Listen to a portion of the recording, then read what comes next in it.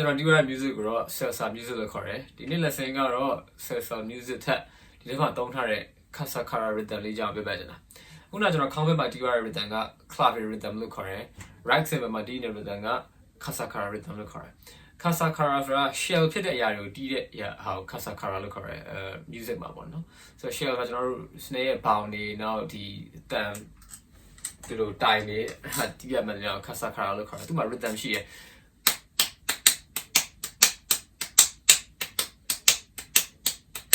အမြဲအဲ့တိုင်းပဲသွားနေရတာဆိုတော့ဒါတွေကို modern music တွေမှာဘယ်လို combine လုပ်လို့ရမလဲဆိုတော့ကျွန်တော်ပြောပြချင်တယ်ဥပမာဒီလို groove မျိုးလေး Casakara နဲ့တင်ပို့တန်းထောင်လို့ကောင်းတာပေါ့ဒီမှာကျွန်တော် higher system groove လေးတီးလိုက်မယ်ပြီးရင် Casakara နဲ့ပြောင်းလိုက်ရင်ဘယ်လိုဖြစ်သွားမလဲဆိုတာကျွန်တော်ကြည့်ကြည့်အောင်နော်ဆိုတော့အဲ့လိုပြီးပဲနဲ့ Casakara ပြောင်းကြည့်အောင်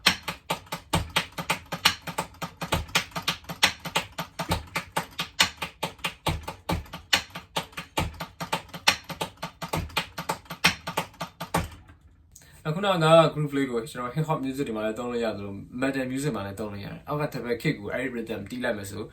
အောက်ကတစ်ဖက် kick က Casakara ပေါ့အပေါ်က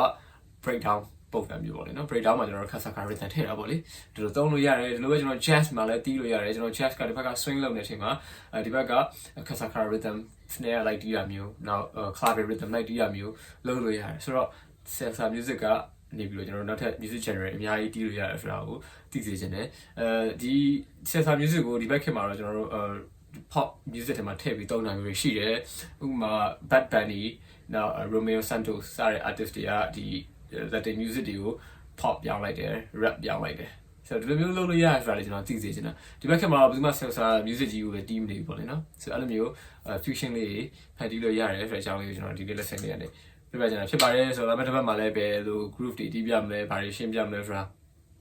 ကြည့်ပြီနော် like and follow လုပ်ထားပါလည်းမမေ့နဲ့ bye